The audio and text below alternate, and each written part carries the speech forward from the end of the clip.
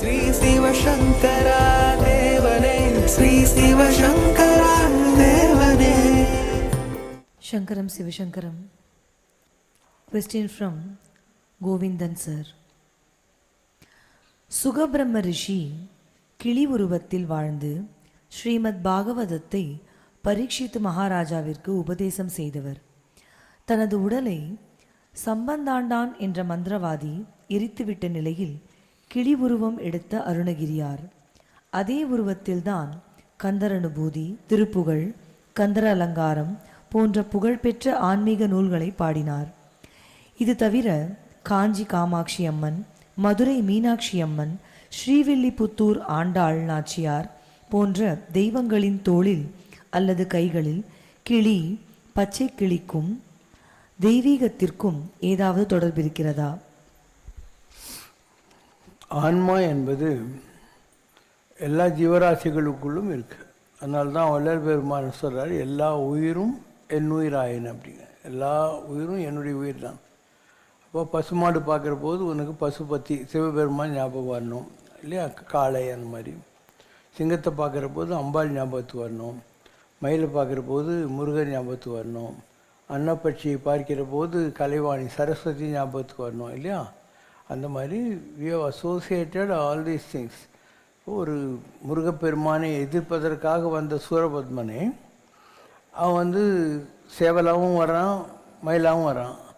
இப்போ அவனை வதைத்த பின்னால் முருகன் சேவலை கொடியில் வச்சுக்கிறாரு, மயிலை வாகனமாக மாற்றிக்கிறாரு. அதே மாதிரி இந்திர மயில்னு ஒன்று இருக்குது முருகர்கிட்ட. So all these things are வாகனங்கள் அர்த்தம். அந்த வகையில் உங்களுடைய சரீரம் கூட அந்த ஆத்மாவுக்கான ஒரு வெஹிக்கிள் தான். உங்களுடைய ஆத்மா தான் நிஜம். அந்த ஆத்மா பயணப்படுவதற்கு இருக்கக்கூடிய உங்கள் எல்லாருடைய உடம்பும் ஒவ்வொரு வெஹிக்கிள் தான். இது ஒரு பாயிண்ட். ரெண்டாவது, ஒரு சுகபிரம்ம ரிஷி இருக்கார். அவருக்கு காமமே தெரியாது. அவர் போகிறாரு, அப்போ லேடிஸ் எல்லாம் குளிச்சுட்டு இருக்காங்க, துணி கூட கட்டிக்கவே இல்லை. வேதவியாசர் அவரை விட பெரியவர், அவர் போகிற போது இவங்கெல்லாம் துணி போத்திக்கிறாங்க. வேதவியாசர் கேட்குறாரு, அவன் போகிற போது நீங்கள் துணியெல்லாம் இல்லாமல் இருக்கீங்க, நான் வந்தால் துணி போத்திக்கிறேன். அப்போ வேதவியாசருக்கு அவங்க சொன்னாங்களாம், அவனுக்கு நாங்கள்லாம் பெண்கள் இங்கே குளிச்சுன்னுக்கிறோங்கிற பாவனை கூட இல்லை, உனக்கு இருக்குது, அதனால தான் உன்னை பார்த்தா நாங்கள் போத்திக்கிறோன்னாங்களாம். அந்த அளவுக்கு காமமே அறியாத ஒரு நிலையில் இருந்தார். சுகபிரமம் கிளி வள்ளி இருந்தார். அருணகிரிநாதர் யார்? காமத்திலேயே உழன்று போன கிளி. இதுவும் கிளி தான், அதுவும் கிளி தான். காமமே அறியாத சுகபிரம கிளி. அது கிருஷ்ண பெருமானை கும்பிட்டது. கண்ணனுடைய புகழையெல்லாம் பாடுகிற பாகவதம் என்ற ஒரு அழகான காவியத்தை எழுதியது. நம்ம அருணகிரி கிளி இருக்கு இல்லையா, அது கந்த பெருமானை வழிபட்டது. அது கந்தர் அனுபூதி எழுதி, கந்தர் அனுபூதி பெற்று கந்தர் அனுபூதி சொன்ன எந்த ஏருள் நாடி நிற்கும் நாள் என்னாலோ அப்படின்னு பின்னால் வந்த தாய்மானவர் சொல்கிறார். ஐயா அருணகிரி உன்போல் மெய்யாக ஓர் சொல் எம்பினர் யார் அப்படின்னு கேட்குற அளவுக்கு நல்ல வார்த்தைகளை சொன்னது தான் கந்தர் அனுபூதின்னு சொல்லக்கூடியது. 54 அக்ஷர மாலைகள்னு பேர் அதுக்கு. ஸோ ரெண்டு பேரும் கிளி தான். இவர் கிருஷ்ணனை கும்பிட்றாரு, கந்தனை, இவர் கண்ணனை கும்பிட்றாரு. அவர் பாகவதம் எழுதுறாரு, இவர் கந்தர் அனுபூதி எழுதுறாரு. ஸோ ரெண்டு பேர்லேயும் ஆத்மாக்கள்ங்கிற நிலையில் கிளி வடிவாக இருந்தார்கள் அப்படின்றோம். மயிலை இது மீனாட்சி அம்மா இருக்கா, அந்த அம்மாவுடைய கையில் கிளி இருக்கா, திங்க் பண்ணி பாருங்கள். அதே மாதிரி நம்ம சுருளி மலை சோம்பேறி செந்தலைச்சேரி லாடசங்கலி பொன்னையாசாமின்னு ஒருத்தர் இருந்தார். அவர் சுருளிமலையில் விறகு வெட்டுறதுக்காக போனவர் ஒரு கோவுக்குள்ளே போயிட்டு உக்காண்டார். வெளியே வர்றபோது அவர் முழு ஞானியாக அவருடைய தோல் மேலே ஒரு கிளி உக்காடுற மாதிரி வெளியே வந்தார் அவர். அதுக்கப்புறம் ஒவ்வொரு பௌர்ணமிக்கும் மீனாட்சி அம்மன் கோயிலுக்கு போயிட்டு அங்கே மீனாட்சி அம்மனுக்கு எதிரில் இருக்கிற 2வது கொடிமரத்துக்கிட்ட உட்காந்துட்டு இருப்பார். பௌர்ணமிக்கு அங்கே தான் உட்காந்து இருப்பார். அது மாதிரி கிளி என்பது like all other things like lion, tiger இல்லையா, வன்புலி வாகனன்னு சொல்கிறீங்க. அண்ட் அதே புலி வாகனத்தில் வந்த மகான்களும் ரிஷிகளும் சித்தர்களும் கூட இருக்கிறாங்க. புலிப்பாணிங்கிறீங்க, வியாக்கிரபாதர்ன்னு சொல்கிறீங்க. எல்லாமே இந்த மாதிரி வர்றது தான். அதனால் படைப்பில் எந்த ஒரு படைப்பும் கீழானதோ மேலானதோ இல்லை. நம்மள மாதிரி தான் அதுங்களும் கூட. செல்லான் என்ற தாவர சங்கமத்துள் எல்லா பிறப்பும் எடுத்து எடுத்து நாம் இழைத்தோங்கிற மாதிரி நம்ம விதவிதமான பிறவிகளை இந்த உலகத்தில் எடுக்கிறோம். எல்லா பிறவிகளையுமே வந்து உத்தமமானவை தான். இது வந்து எதோ கிளின்றதுன்னு கம்மி மயிலெலாம் பெருசு அப்படிலாம் நீங்கள் நினைக்க வேண்டியதில்லை. நீங்களே பார்க்குறீங்களே, எந்த ஒரு பறவையோ எந்த ஒரு விலங்கோ இல்லாத ஒரு கடவுள் ஃபார்மை சொல்லி பார்க்கலாம். சிங்கம், புலி இதெல்லாம் இருக்குது. அதில் கருடன், அன்னப்பட்சி, மயிலெல்லாம் இருக்குது இல்லையா? அதனால் எல்லாமே ஆன்மீகத்தில் உயர்ந்த நிலைகள் தான். பரீட்சித் மகாராஜா தாயாருடைய கர்ப்பத்தில் இருக்கான். அப்போ அஸ்வத்தாமன் கோவம் வந்து பிரம்மாசரத்தை ஏவி எல்லா குழந்தைகளையும் அந்த பஞ்சபாண்டவ வம்சத்தில் அழிக்கிறான். பரீட்சித் கூட தாயாருடைய கர்ப்பத்தில் இருந்து, யார் அபிமன்யுடைய மனைவியாக இருந்த உத்தரையினுடைய கர்ப்பத்திலிருந்து வந்தவன் தான், கரிக்கட்டையாக வந்தான். கிருஷ்ணர் பார்க்குறாரு, பஞ்சபாண்டவர்களுடைய வம்சத்துக்கு யாரோ ஒருத்தர் வேணுமே, என்ன பண்ணுறதுன்னு சொல்லி அந்த கரிக்கட்டையாக வந்த பரீட்சத்துக்கு மாத்திரம் அவர் உயிர் கொடுக்குறார், மற்றவங்களெல்லாம் காப்பாற்று. இந்த பரீட்சத்து வேட்டையாடுறதுக்கு போகிறோம். எப்போ மகாபாரதமெல்லாம் முடிஞ்சு பஞ்சபாண்டவர்கள்லாம் வடக்குன்னைக்கு போயிட்டாங்க, எல்லாம் ஆகிப்போச்சு. இவன் போகிற போது அங்கே ததிசி முனிவர்னு ஒருத்தர் உட்காந்துருக்காரு. அவர் 10,000 வருஷம் தவம் செய்து கடுமையான உயர்ந்த நிலையில் இருக்கிறவர். அவர்கிட்ட போய் நம்மளை இவர் மதிக்கலையேன்னு சொல்லி அவர் கழுத்தில் ஒரு பாம்பு தூக்கி போட்டு அவன் போயிடுறான். ததிசி முனிவருடைய மகன் வந்து பார்த்து, எங்கள் அப்பா கழுத்தில் யார் பாம்பு போட்டானோ அந்த பாம்பு கடித்து அவன் 7 நாளுக்குள்ளே சாகணும்னு சாபம் விட்டுறான். யார்? அந்த பரீட்சித்து மன்னனுடைய மகனாக இருக்கக்கூடிய ஜனமேஜயன். சுகபிரம்ம ரிஷி சொல்கிறாரு, அப்பா நீ பண்ண தப்பு, அதுக்கான தண்டனை. நீ 7 நாள் எப்படியும் போதான் போகிற, எதிரில் வா உக்காரு. பகவான் கிருஷ்ணர் தான் உன்னை காப்பாற்றினார் நீ தாயோட கர்ப்பத்தில் கருகி வந்தபோது. அதனால் அவருடைய கதையை உனக்கு சொல்கிறேன், அதை கேட்ட புண்ணியத்தோடு போய் சேரு வழி அப்படின்னு. ஸோ எதிரில் உட்காந்து 7 நாள் பாகவதம் சொல்கிறாரு. இவன் எல்லாத்தையும் கேட்குறான். அவர் சொல்கிறாரு, பாம்பு உன்னை கடிக்க வேண்டிய நேரம் வந்துச்சு. நான் இங்கே இருந்தால் அது உன்னை கடிக்கிறதுக்கு பயப்படும். ஏன்னா ஒரு பெரிய மனுஷன் எதிரில் ரவுடி வாலாட்டக்கூடாது. அதனால் நான் உனக்கு ஆசீர்வாதம் பண்ணுறேன். அவன் தலையில் கை வைக்கிறார். அவன் உடம்புல இருந்த ஆத்மா பிரிஞ்சிடுது. அப்போ அந்த ஆத்மா ஆற்ற உடல் அங்கே சும்மா உட்காந்துக்குது.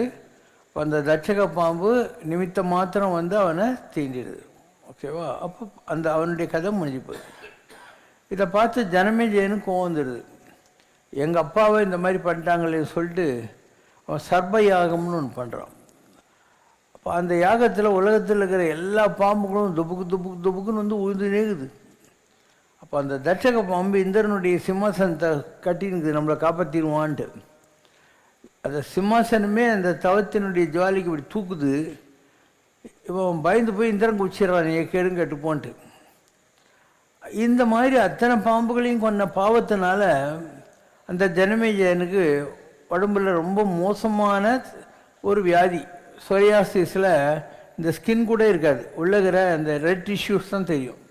அந்த மாதிரி அது காற்று பட்டாலையும் கஷ்டம், வெயில் பட்டாலையும் கஷ்டம், கோல்டு அடித்தாலையும் கஷ்டம். அவன் படுற கஷ்டத்தை பார்த்துட்டு உத்தவர் சொல்கிறார், அப்பா உங்களுக்கெல்லாம் வழிகாட்டியாக இருந்த கிருஷ்ணர் இப்போ வந்து குருவாயூரில் இருக்கார், நீ அவர்கிட்ட போ, அவர் தான் உன்னை காப்பாற்றுவார் அப்படின்னு. அப்போ அவன் குருவாயூருக்கு வந்து குருவாயூர்லேயே ஒரு மண்டலம் தங்கியிருந்து அவனுக்கு அந்த சொரியாசிஸிலிருந்து அவர் மீட்டு கொடுத்தார். குருவாயூர் கிருஷ்ணனுங்கிறது இன்னொரு விதமான வரலாறு. அதனால் for every action there is an equal and opposite reaction. நீங்கள் என்ன எண்ணங்கள் என்ன செயல்கள் செய்கிறீங்களோ அதுக்கேற்ற இணையான எதிரடியான பலன்கள் உங்களுக்கு வந்தே தீரும். நான் தப்பு பண்ணுவேன் ஆனால் எனக்கு தண்டனை வரக்கூடாதுன்னு யாருமே சொல்ல முடியாது. உப்பு தினம் தண்ணி குடிச்சு தான் ஆகணும். அதனால் இதெல்லாம் நம்ம பெரியவங்க எதுக்காக அப்படி வச்சுருக்காங்கன்னா நமக்கு புரியணுங்கிறதுக்காக. ஆனானப்பட்ட கிருஷ்ணனால் உயிர் பிச்சை கொடுக்கப்பட்ட பரீட்சித்து திரும்பியும் போய் வம்பு செஞ்சு மாட்டிக்கிறான் இல்லையா? எற்றைக்கும் 7 பிறவிக்கும்னா என்ன அர்த்தம்? நம்ம செய்கிற நல்லது கெட்டது 7 பிறவிக்கு தொடருது. சக்கர வியூகத்துக்குள்ளே போய் அபிமன்யு செத்தான், அவனுடைய மகன் இவன். அப்போ இவனுக்கும் பாரு, அவன் மகன் ஜனமே இவனுக்கு வருதா? இந்த மாதிரி தான் கண்டினியூஸ். அதனால் நீங்கள்லாம் சந்தோஷமாக இருந்தீங்கன்னா உங்கள் பித்திருக்கள் இருக்காங்க இல்லையா, அவங்களுக்கு நீங்கள் நன்றியோடு இருக்கணும். அவங்களால தான் நீங்கள் நல்லா இருக்கிறீங்க இன்றைக்கி. இல்லையா? அவங்க இல்லைன்னா இல்லை, பதவி பூர்வ புண்ணியானமும் தான், உங்கள் பெரியவங்க செஞ்ச பூஜை தான் உங்களுக்கு வருது. இன்றைக்கி நீங்கள் ரொம்ப கஷ்டப்பட்டுருக்கிறீங்க, மாதா பிதா செய்வது மக்கள் தலையிலேன்னு அவங்க செஞ்ச கெட்டதையும் நீங்கள் அனுபவிக்க வேண்டியிருக்கும். புண்ணியமும் வரும், பாவமும் வரும், எல்லாமே வரும். அந்த மாதிரி உங்களுக்கு அது சந்தேகமே தேவையில்லை.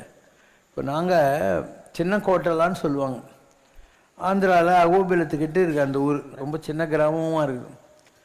அந்த காலத்தில் என்ன பண்ணுவாங்க, அந்த கிராமத்தில் இருக்கிறவங்க நிறைய வேதங்கீதம் படித்த குடும்பங்களை ஆந்திரா கர்நாடகா அந்த மாதிரி இடங்களில் போய் கூட்டின்னு வந்து கிராமத்தில் அவங்களுக்கு தங்கறதுக்கு வீடு எல்லாம் கொடுத்து அந்த சுற்று வட்டாரத்தில் இருக்கிற கிராமங்களுக்கு நல்லது கெட்டது எல்லாத்துக்கும், ப்ளஸ் அந்த கிராமத்தில் இருக்கிற பசங்களுக்கு படிப்பு சொல்லி கொடுக்கறது, வாத்தியார் வேலை, தினப்பள்ளிக்கூடம், இந்த மாதிரி தான் இருந்தது.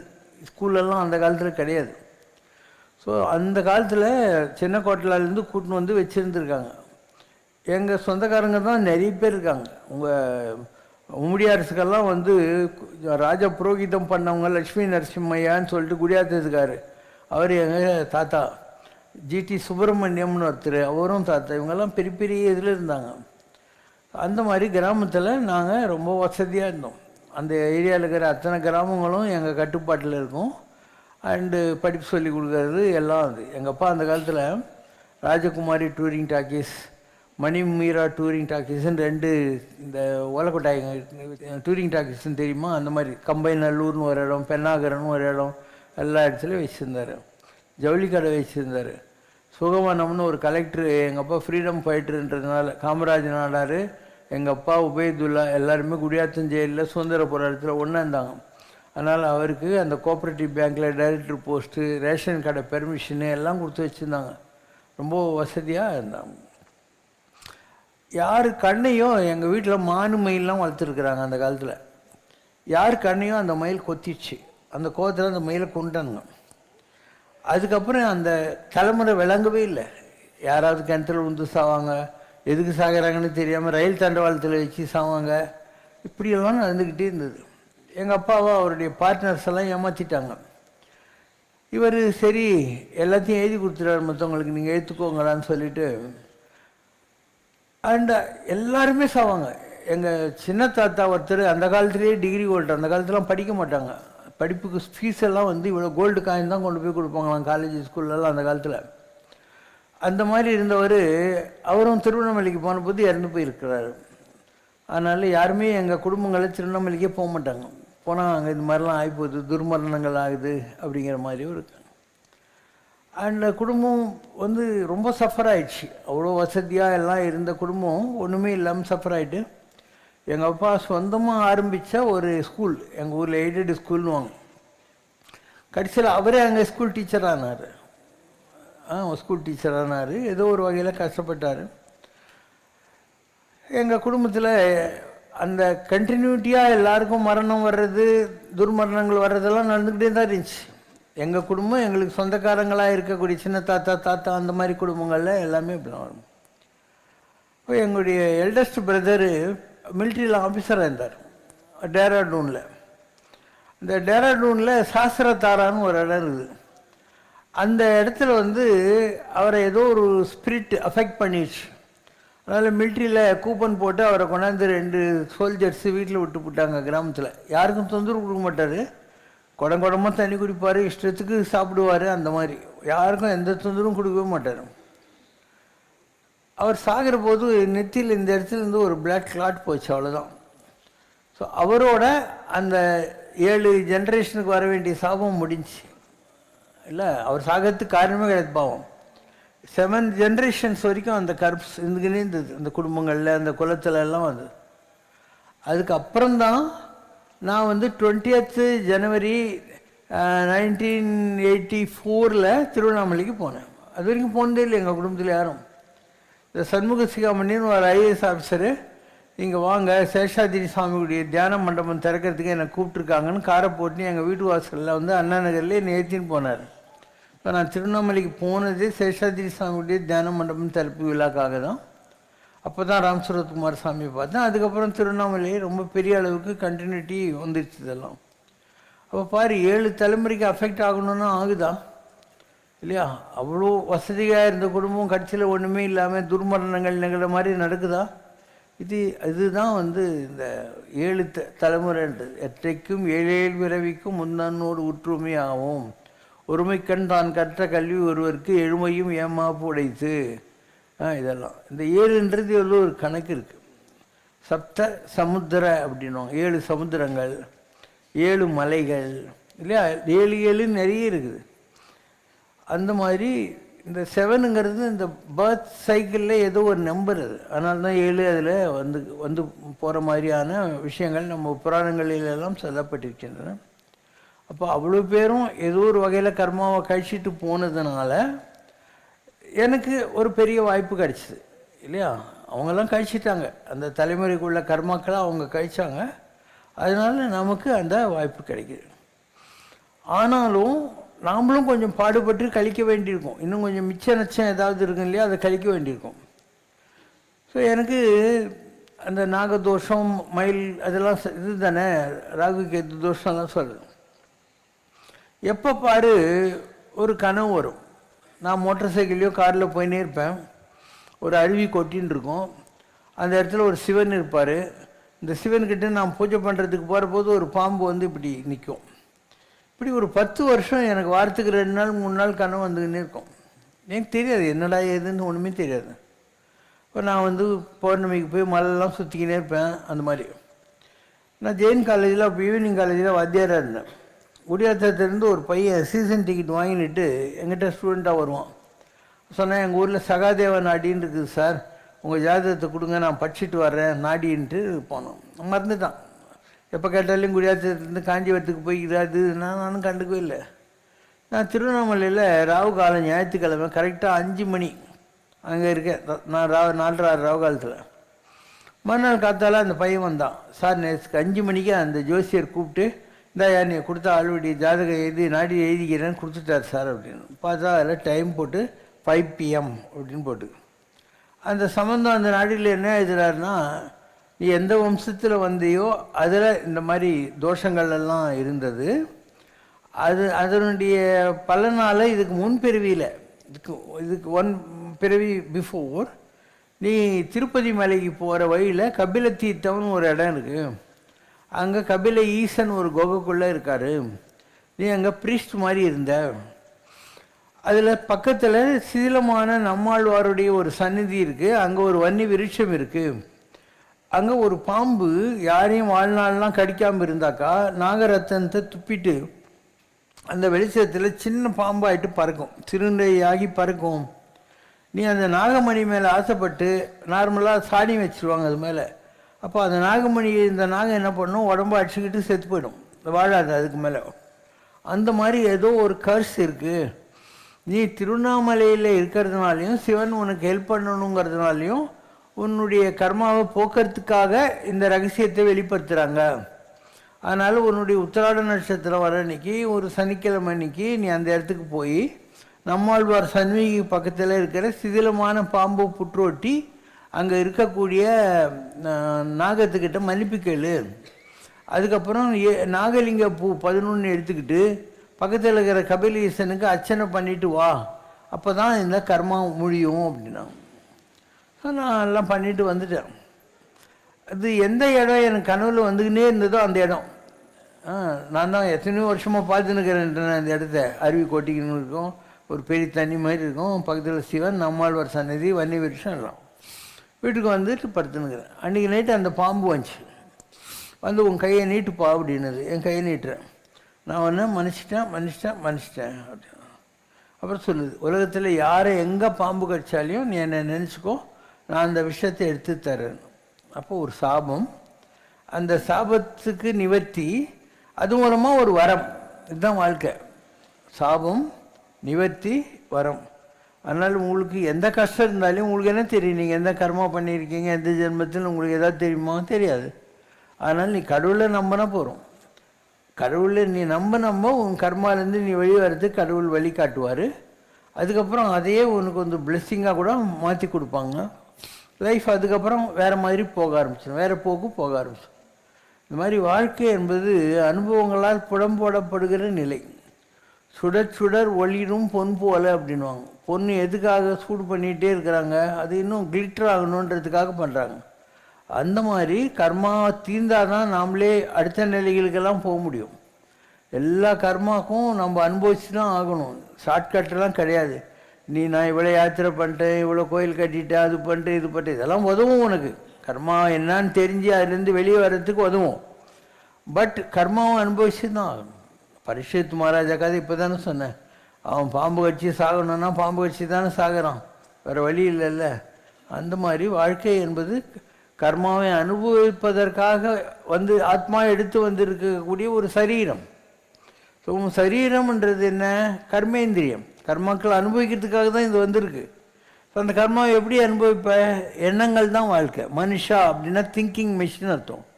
ஸோ நீங்கள் சந்தோஷப்படுறதும் மைண்டை வச்சு தான், துக்கப்படுறதும் மைண்டை வச்சு தான். இதெல்லாம் நம்முடைய அனுபவங்களால் தான் நம்ம அந்த கர்மாவை அனுபவிக்கிறோம். உடம்புக்கு என்ன சம்மந்தம் இருக்குது? ஆத்மாவுக்கும் எந்த சம்மந்தமும் இல்லை. It's like a memory chip. அதில் நம்முடைய பல்வேறு பிறவிகளினுடைய செல்லா நின்ற தாவர சங்கமத்தை எடுத்து எடுத்து இழைத்த பிறவிகளுடைய வாசனாதிகள் இருந்துக்கிட்டே இருக்கும். அதை நாம் அனுபவித்து கழித்த உடனே ஒரு வாந்தி வந்தால் எடுத்துடணும், பேதி வந்தால் போயிடணும், தும்மல் வந்தால் துமிடணும். அந்த மாதிரி தான் கர்மா என்பது. கர்மா என்பது அனுபவிக்க வேண்டிய விஷயம்.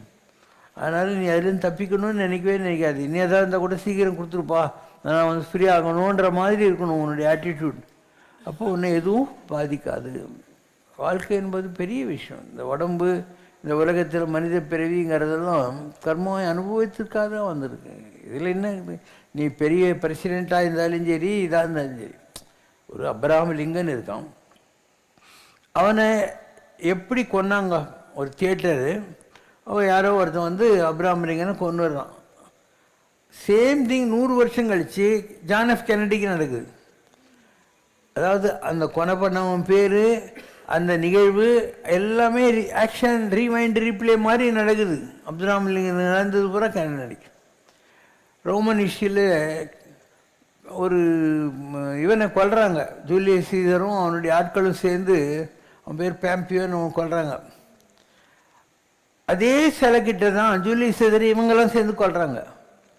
இப்போ எல்லாத்துக்கும் ஒரு இது இருக்கும், ரீசன் இருக்கும், ரைம் இருக்கும். முதல்ல என்ன நடந்தது நமக்கு தெரியாமல் போகலாம், ஆனால் இப்போ நடக்கிறத வச்சுக்கிட்டு முன்னால் இந்த மாதிரி ஏதோ இருக்குது அப்படின்னு நம்ம புரிஞ்சுக்கலாம். எல்லாம் நம்ம ஹிஸ்ட்ரியில் எழுதுறதெல்லாம் கூட அனுபவித்து தான் எழுதுகிறாங்க. இப்போ சிலப்பதிகாரம் எழுதின இளங்கோவடிகள்னு சொல்கிறாரு, ஊழி தொடர்ந்து உறுத்தும் என்று உணர்த்துவதற்காக நாட்டுதும் யாமோர் பாட்டுடை செய்யுளுங்கிறார். கர்மா தொடர்ந்து வருங்கிறதுக்காக நான் இந்த செய்யுளை, இந்த காப்பியத்தை எழுதுகிறேன் அப்படின்னாரு. ஏன்? கோவலன் ஒரு தப்பும் பண்ணல, மதுரைக்கு திரும்பி வராங்க பழைக்கணுங்கிறதுக்காக.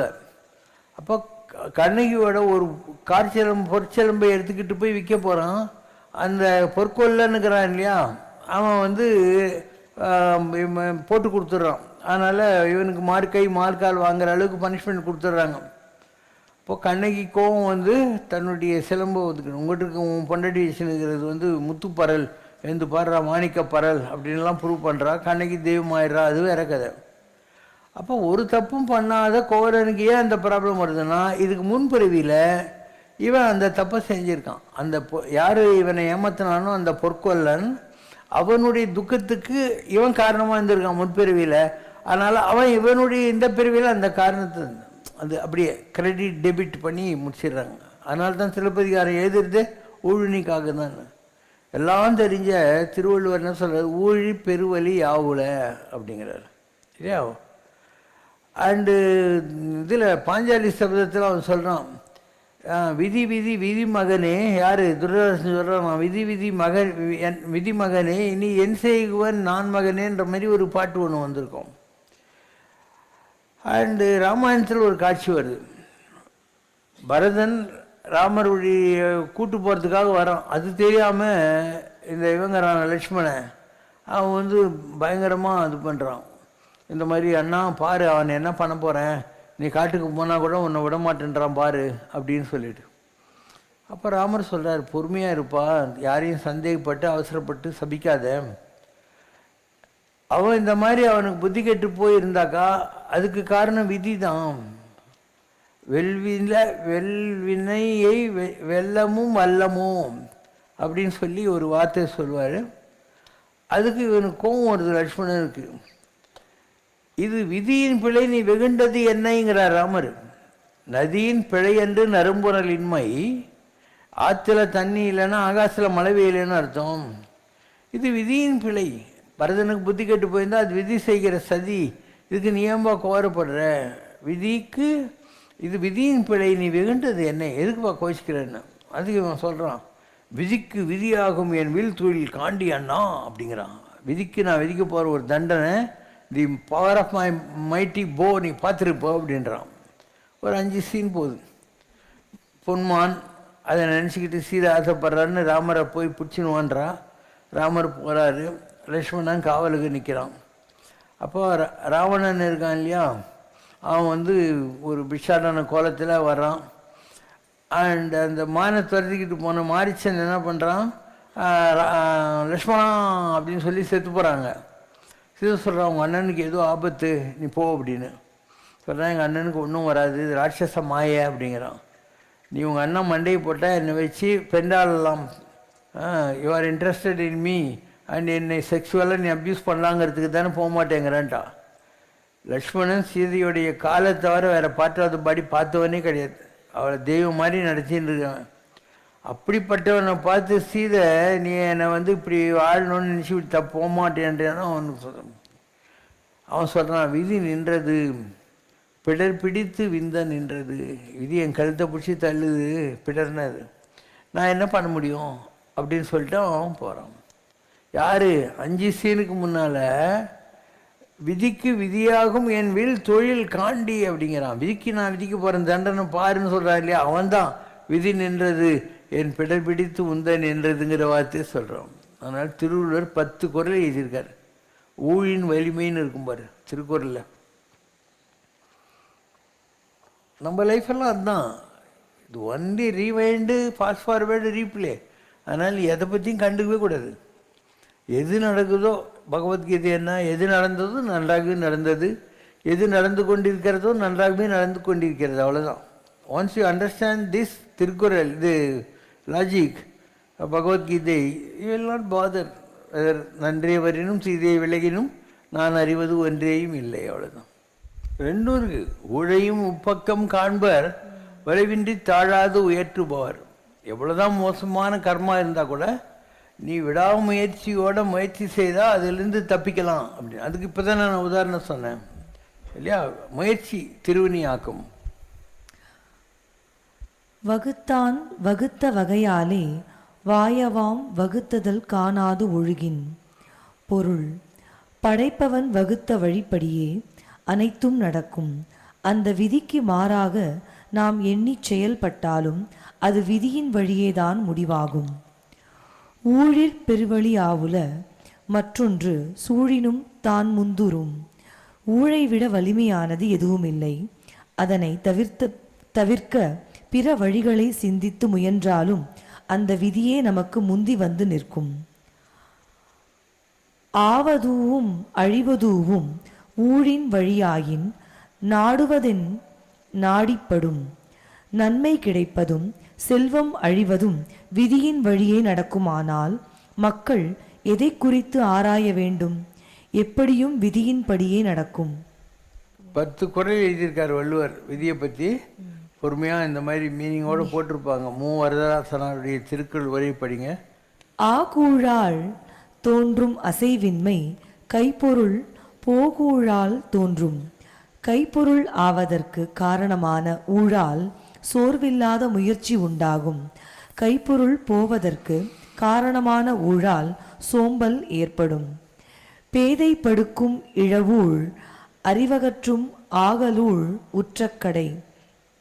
பொருள்: இழந்ததற்கு காரணமான ஊழ் பேதையாக்கும். பொருள் ஆவதற்கு காரணமான ஊழ் அறிவை பெருக்கும். நுண்ணிய நூல் பல கற்பினும் மற்றும் தன் உண்மை அறிவே மிகும். ஒருவன் நுட்பமான நூல் பலவற்றை கற்றாலும் ஊழுக்கு ஏற்றவாறு அவனுக்கு உள்ளதாகும் அறிவே மேம்பட்டு தோன்றும். ஓகே, அடுத்த கேள்வி வாங்க. மனித நோய்கள் பற்றிய பல சிக்கலான கேள்விகளுக்கு எப்படி நடக்கிறது என்று விரிவாக பதில் சொல்லும் மருத்துவ விஞ்ஞானத்தால் அது ஏன் நடக்கிறது என்ற கேள்விக்கு மட்டும் இன்று வரை பதில் சொல்ல முடியவில்லை. நோயாளியின் உயிரை காப்பாற்ற முடியுமா என்ற ஒரு இக்கட்டான கேள்விக்குறி எழும் சமயங்களில் எல்லாம் அந்த குடும்பத்தாரின் இஷ்ட தெய்வத்தை வேண்டிக் கொள்ளச் சொல்லும் மருத்துவ விஞ்ஞானம் மனித உயிரை தன் கைவசம் வைத்திருக்கும் ஒரு மாபெரும் சக்தி விஞ்ஞானத்தையும் தாண்டி மேலே இருக்கிறது என்று ஏற்றுக்கொள்வதாக நாம் அர்த்தம் கொள்ள முடியுமா?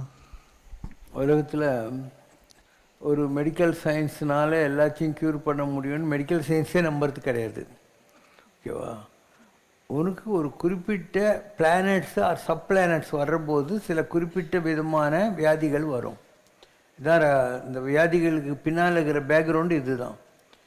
இப்போ உனக்கு தைரியம் இருந்து நான் எந்த மருந்தும் சாப்பிட மாட்டேன், என்ன வேணால் ஆகட்டும்னு ஃபேஸ் பண்ணுறதுக்கு இருந்தியானா மேபி அந்த குறிப்பிட்ட 1 வருஷம் 1.5 வருஷம் 2 வருஷம் அந்த ஃபேஸில் சப்ஃபேஸ் இருக்கிற போது உனக்கு சஃபரிங் இருக்கும். ஆனால் அது தாண்ட உடனே தானாகவே ஏதாவது ஒரு வழி கிடச்சிடும். அதனால் நீ டாக்டருங்களை இவங்களெல்லாம் நம்பணுங்கிற மாதிரிலாம் ஒன்றுமே கிடையாது. நிறைய விஷயங்கள் மெடிக்கல் சயின்ஸுக்கு அப்பாற்பட்டு நடக்குதுன்னு நான் சொல்லியிருக்கேன். அது கூட ஏதோ ஒரு டிவைன் கிரேஸ் தான். ஒரு பெரிய ஒரு வயல்வெளி, அதில் ஒரு டாக்டருடைய ஏரோப்ளேன் கிராஷ் ஆகிடுது. அவன் ஃபோன் பண்ணி நம்ம இந்த மாதிரி ஸ்டாண்டர்டாக இருக்கோன்னு சொல்லணுன்றதுக்காக அந்த வயலில் நடந்து அந்த குடிசைக்குள்ளே லைட் எரியுது இல்லையா, அங்கே போகிறான். போனால் அந்த வீட்டில் இருக்கிறவங்ககிட்ட நான் ஒரு ஃபோன் பண்ணிக்கலாமான்னு, பண்ணிக்கோங்கன்றான். ஃபோன் பண்ணிவிட்டு அவன் கேட்குறான், இந்த மாதிரி எனக்கு ஹெலிகாப்டர் வரும் போ அப்படின்ட்டு. நீங்கள் என்ன இவ்வளோ இடத்துல தனியாக உட்காந்துக்கிறீங்க? அவங்க சொல்லாங்க, இந்த மாதிரி டாக்டர் ஹென்ரியா ரக்கீம் ஏதோ ஒரு பேர் சொல்லி கையும் டாக்டர் கையும் கிட்ட போய் நாங்கள் ட்ரீட்மெண்ட் எடுக்கணும், எங்களுக்கு வசதி இல்லை, அதுக்காக தான் இந்த இடத்துல வெயிட் பண்ணிகிட்டு இருக்கணும், பணம் சேர்த்துட்டு போகலான்ட்டு. பார்த்தா அவன் தான் டாக்டர் கையும். அப்போ கடவுள் நினச்சார்னா நீ எதுக்காக வெயிட் பண்ணிட்டு இருக்கிறியோ அது அவனா கொண்டாந்து சேர்ப்பார், உங்கள்கிட்ட கொண்டாந்து சேர்ப்பார். உனக்கு அதில் டவுட்டே தேவையில்லை. ஒரு குழந்தை, ஒரு பையன் சாக கிடக்குறான். மெடிக்கல் ஷாப்பில் அவனுடைய சிஸ்டர் போய் நின்றுட்டு, can you sell me a miracle அப்படின்னும்.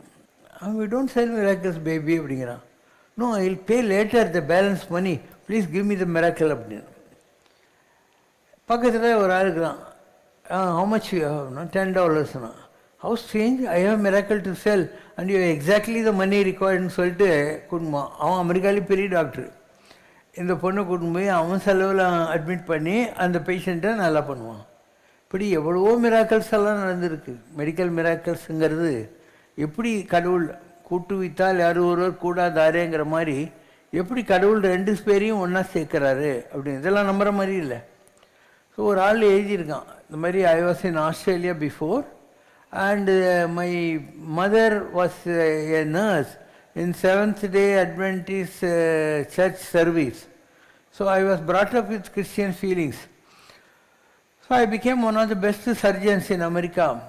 We relocated. So before I go for any operation, I just pray for 2 minutes. God, this is not my hand, your hand. You are going to operate this patient through my hand. அப்படின்னு pray பண்ணிட்டு போவேன். 100 out of 100 all my operations have been successful so far அப்படின்னு இங்கிலீஷில் ஒரு book இருக்கு. அந்த மாதிரி தான் செய்கிறோன்னுங்கிற எண்ணம் இல்லாமல் என் செயலாவது ஒன்றும் இல்லைன்னு சொல்லி யார் நினச்சாலும் சரி அவனுக்கு கடவுளுடைய கிரேஸ் ஃப்ளோ ஆகும். அவனை யூஸ் பண்ணி ஒரு இன்ஸ்ட்ருமெண்ட்டாக காரணம் காரியம் கற்றவை கற்பை மாதிரி. நம்ம ஊரில் ஒருத்தர் இருந்தார், அவர் பேர் டாக்டர் குருசாம் மலியார். அவருடைய சிலை தான் இங்கே மெட்ராஸ் மெடிக்கல் காலேஜுக்கு வெளியே வச்சுருக்காங்க. அவர் பழைய காலத்து GCIM டாக்டர் தான், பெரிய அளவுக்கு FRCS எல்லாம் கிடையாது. அவர் எந்த அளவுக்கு ஃபேமஸ்ன்னு சொன்னால் பெரிய பக்தர். ஒரு சின்ன டக்கோட்டா ஃப்ளைட் வச்சுருந்தார் அந்த காலத்துலேயே. இங்கேருந்து பெங்களூர் பேஷண்ட்ஸை பார்க்கறதுக்கு சொந்த பிளேனில் போவார். போகிற வழியில் வள்ளிமலை வழியில் வரும் சித்தூர்கிட்ட. அங்கே லோவாக பறக்க சொல்லி அந்த டக்கோட்டா ஃப்ளைட்டை ₹1 ₹2 ஒரு மூட்டை கட்டி ஒரு மூட்டையாக போடுவார் கீழே. ஏன்? அங்கே வள்ளிமலை சச்சிதானந்த சுவாமிகள் இல்லை, திருப்புகழ் வள்ளிமலை சச்சிதானந்த அவர் அங்கே இருந்தார். அவன் முருக பக்தங்கிறதுனால அவருக்கு ஒரு ₹1000 அப்படி மூட்டையில் போட்டு போவான். அந்த அளவுக்கு பக்தன். அவனோட அந்த டிவைன் இது இல்லையா, அது நல்லா ஒர்க் பண்ணிச்சு. ஒரு லேடி ஃபுல் ப்ரெக்னென்ட், அந்த வயிற்றுக்குள்ள இருக்கிற குழந்தையோட விரல் இல்லை, அது வெளியே வந்துச்சு. அந்த காலத்தில் இந்த சி செக்ஷன் ஆப்ரேஷன்லாம் கிடையாது. அதனால் எல்லாரும் என்ன பண்ணுறது அப்படின்னு யோசனை பண்ணிட்டே இருக்கிறாங்க. இருந்தாலும் ஒரு சிகரெட் பார்த்து வச்சுக்கினாரு. அந்த குழந்தையோட விரல்கிட்ட அந்த சிகரெட்டோட டிப்பு இப்படி கொண்டு போகிறார். லேசாக அந்த சூடு இருக்கும்ல, குழந்தை விரலை உள்ளே எடுத்துக்கிச்சு, ஸ்டிச் போட்டு வந்துட்டார். காமன் சென்ஸ், இதுக்கு பெரிய இதில் கடவுள் அவருக்கு அந்த ஐடியா கொடுக்குறாரு. ஒரு லேடி இப்படி கை தூக்கி கொட்டாவி விட்டா, அப்படியே கை ஸ்ட்ரக் ஆயிடுச்சு. எல்லோரும் இது மல்டிபிள் சர்ஜரி பண்ணோம் அப்படின்னு சொல்கிறாங்க.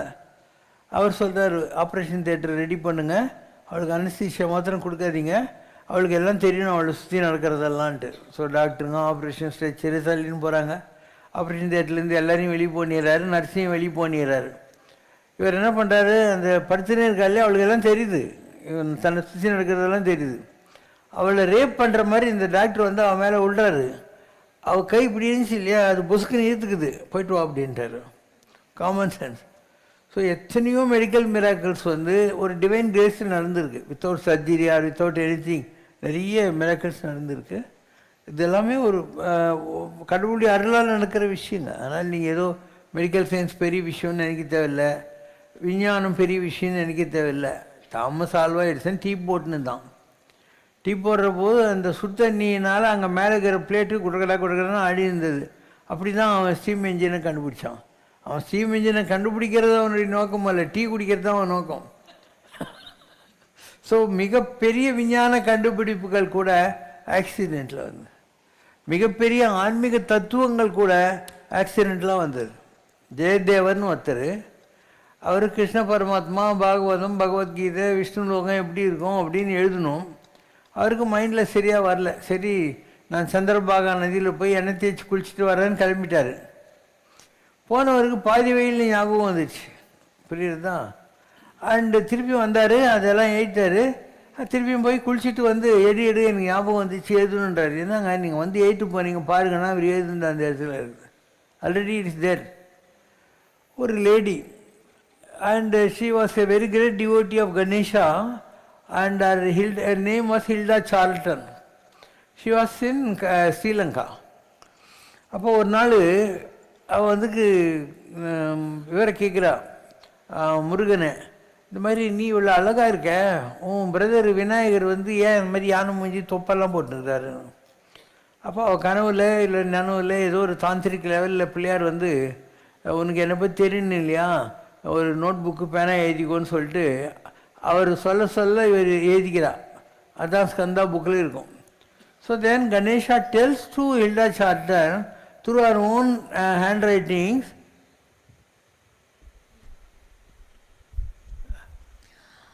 Meeting Ganesha on the inner plane. While writing this book, I thought, can I write about Sri Skanda and not about his older brother Ganesha, the first son of Shiva? Of course, I can't. With that in mind, my thoughts flew backwards to my early days in the Orient. I remembered saying in jest and fun to a newly found Hindu friend who had a picture of Ganesha, who would worship an elephant, and I merrily laughed in fun, though not in ridicule. இந்த மாதிரி போயினே இருக்கும். அப்போ பிள்ளையார் சொன்னது மாத்திரம் சொல்லு. I thought I saw a movement within the shrine as if someone inside was waving a black cape. Okay.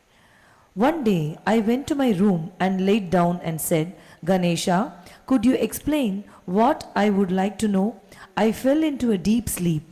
Suddenly I was awakened by Ganesha and I heard him say, take a pen in hand and write. I did not move. He repeated louder, take a pen and write. This is what I wrote. To bring understanding to the illiterate of long ages ago, so long ago that the flood had not yet engulfed Lemuria, fables or tales were told to the race emerging from the darkness of an unenlightened mind. These stories had been handed down and have remained as symbols to be understood only by the few.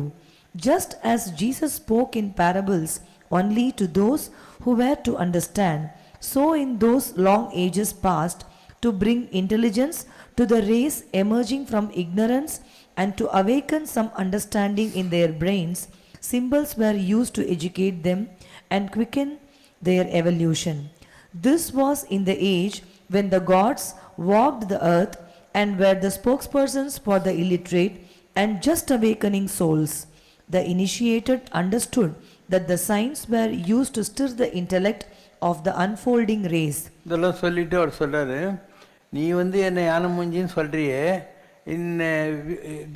அது அது எவ்வளோ சந்தோஷமா இருக்குது, ஒரு குதூகலத்தை கொடுக்குதா இல்லையா அந்த நாள் வரைக்கும்? You have known me in my true form, as beautiful as my brother Skanda. Murugar மாதிரியே நானும் அழகாக தான் இருந்தேன். But do you love me any less in a grotesque appearance as an elephant? நான் யானையாக இருக்கிறதுனால என்ன நீ லவ் பண்ணுறது கம்மியாக பண்ணுற? குழந்தைங்களுக்கு என்னை பார்த்தா எவ்வளோ சந்தோஷமாக இருக்குது. அதனால் why do you bother about whether I am having a human face like Muruga or elephant face like Ganesha? Why do you bother அப்படின்ற மாதிரி இதெல்லாம் வரும். அதே lady, she went to New York on every full moon. She used to have one fire pot in her hand and Murugan used to talk through her in English. அதெல்லாம் தொகுத்து book போட்டிருக்காங்க. அதில் முருகர் சொல்லியிருக்காரு, இது மாதிரி 1984 we have sent the divine light to help.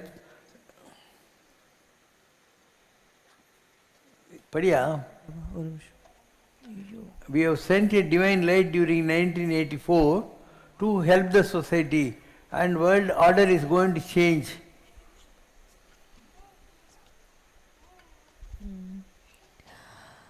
Great changes are coming on your plane called Earth. The Earth itself is being raised in vibration and therefore will have to shift its position. Before long, the Kali Yuga age will recede and the age of Satya, truth, will dawn. The preparatory changes will be immense and awesome. The mind must be kept firm, the emotions calm, wisdom and understanding must be your weapons to come through unscathed. You must prepare yourself by raising your vehicle, the body, to a higher vibration as I help you accelerate and activate your atomic structure in preparation for the dawning of the new age of God. You are not on earth by chance at this difficult and perilous time, but have taken incarnation to be my helper, to help usher in the age of truth. You must remain firm and stalwart, my soldier, nay, my general, to help guide those who might flounder, not knowing what is happening around them. You must keep your mind stayed on me and on the light, Goddess Jyoti, and not under any circumstances let your mind fall into dark crevices away from truth. Know for what you took form. Okay. So this is in New York on every full moon day with the fire pot. She used to talk on behalf of Murugan. See, Murugan has said in 1984 we have sent the guiding light for you and whatever changes are happening are for good only. Let no trouble trouble you and you will be protected during those perilous hours. அப்படிங்கிறதான் அதனுடைய இது. So let us see what is the significance of 1984, that speech, and in 84 my experience in enlightenment all have some relevance. We will wait and see. Ramandira Amala Nirandara Sharavana Shambrama Shankara Putira Surapati Bhuma Sugodaya Bodaka Paripura Sadatala Padanamasti ಆದಿಯನಾದಿಯುಮಾನವರೋದಯ ಜ್ಯೋತಿ ನಿಲಾವಷಡ ನನ ಶುಭಗರ ವೇದಗ ಸಮರಸ ವಿಂಡಲ ಪಂಡಿತ ಪಾದಕ ಕಂಡನ ಪಾದ ನಮಸ್ತೆ ನಮಸ್ತೆ ಇಂದುಳಲಂಬಗ ಇಂಗಿದ ಮಂಗಳ ಸುಂದರ ರೂಪ ದುವಾದಸ ಕರದಳ ಚಂದಿರಶೇಖರ ತಡದಾ ಕಿಡದಡ ಪಂದಿಕೊಳ್ಳೀರ್ದನ ಪಾದ ನಮಸ್ತೆ ಈಸುರನಂದನ ವೀಸುರ ಪುಂಗವ ದೇಸುರು ಕುಂಡಲ ಚಿತ್ತಿರ ಪಂದನ ಆಸರ ಸಸ್ತಿರ ಹಸ್ತ ಸರೋರುಗ ಪಾಸ ವಿಮೋಚನ ಪಾದ ನಮಸ್ತೆ நமஸ்தே. உச்சித மஞ்சையில் உரதி மோகன நிச்சய உத்தர நித்ய மனோலய சர்ச்சணர் மித்திர சத்துரு கண்டன பச்சயம் புஷ்கர பாத நமஸ்தே. ஊர்த்துவ நாடகர் கோதிய தேசிகார்த்த தைத்திய ரடரிரு காரக கூர்த்திகை வீரிய குக்குட கேதன பார்க்க வரும் குக பாத நமஸ்தே நமஸ்தே. ஓம் ஜெய் சிவசங்கரரே சுவாமி ஜகத் பரிபாலகரே ஆதி சங்கர அவதாரா அநாத ரக்ஷகரே. ஓம் ஜெய் சிவசங்கரரே. அன்னையும் தந்தையும் நீரென்றறிந்தும் அன்பில் நனைகின்றோம் சுவாமி, அன்பில் நனைகின்றோம். ஆசானும் இறையாகிய தேவா நின்னடி பணிகின்றோம். ஓம் ஜெய் சிவசங்கரரே. கைலையை பன்முறை வலம் வந்தாய் ஓ கருணாகர கீர்த்தி சுவாமி, கருணாகர கீர்த்தி. மயிலையில் நின்று வரம் தருகின்றாய் மங்களகர மூர்த்தி. ஓம் ஜெய் சிவசங்கரரே. ஆனந்த சாகரம் தனிலம்மையாழ்த்தும் அற்புத அருள் ஜோதி சுவாமி, அற்புத அருள் ஜோதி. ஆரத்தி செய்து பாடி மகிழ்ந்தோம் அருள்வாய் பரஞ்சோதி. ஓம் ஜெய் சிவசங்கரரே. நாராயண நாராயண ஓம் சத்யநாராயண நாராயண நாராயண ஓம் நாராயண நாராயண ஓம் சத்யநாராயண நாராயண ஓம் சத்யநாராயண நாராயண ஓம். ஓம் ஜெய் சிவசங்கரரே. சுரகுலமர்தனாய யோகாய யோகாதிபதயே சாந்தாய சாந்தரூபிணே சிவாய சிவநந்தனாய சஷ்டிப்ரியாய சர்வஜானஹிருதயாய ஷண்முகாய ஸ்ரீம் ஸ்ரீம் ஹ்ரீம் சம்புகுஹரவியங்காளாய காலரூபிணே சுரராஜாய சுப்பிரமணியாய நமः. ஓம் அசதோமா சர்கமய தமசோமா ஜோதிர்கமய மிருத்யோமா அமிர்தம் கமய. ஓம் சாந்தி சாந்தி சாந்தி. லோகா சமஸ்தா சுகினோ பவந்து லோகா சமஸ்தா சுகினோ பவந்து லோகா சமஸ்தா சுகினோ பவந்து. அம்மையோடு அப்பனென வந்தவர்க்கு மங்களம், ஆசானும் தெய்வமுமாயானவர்க்கு மங்களம். இத்தனை துயர்கள் எல்லாம் தீர்ப்பவர்க்கு மங்களம். ஈஸ்வராவதார சிவசங்கரர்க்கு மங்களம்.